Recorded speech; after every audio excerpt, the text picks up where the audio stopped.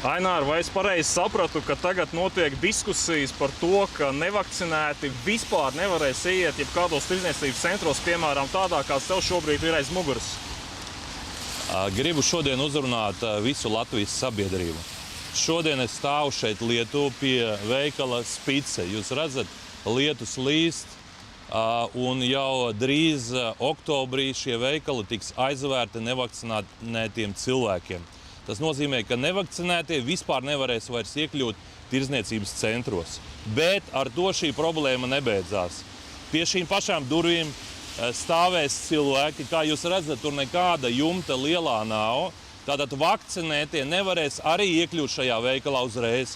Pie katrām durvīm būs izveidojusies gara rinda, tā kā lidmašīnā, lai ietu iekšā, būs jāparāda QR kods un būs jāparāda arī pase, jeb ID kartiņa. Iedomājieties, jūs stāvēsiet kopā ar bērniem, 2, 3 mazi bērni, visi būs Lietuvā, gara rinda.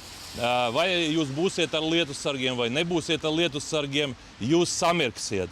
Bērni var saslimt, un tad cīņā pret Covidu notiks tas, ka bērni sāks slimot ar gripu, ar angīnu.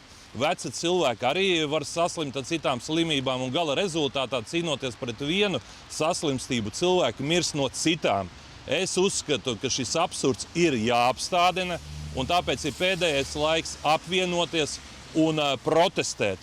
2. oktobrī 13:00 pie Brīvības pieminekļa es aicinu atnākt visus tos, kas grib apstādināt šos absurdos lēmumus, uz miermīlīgu pasākumu, kurā ir jānoliek ziedi pie Brīvības pieminekļa un jāparāda, ka ir ļoti daudz cilvēki, gan vakcinētie, gan nevakcinētie, kas ir neapmierināti ar esošo.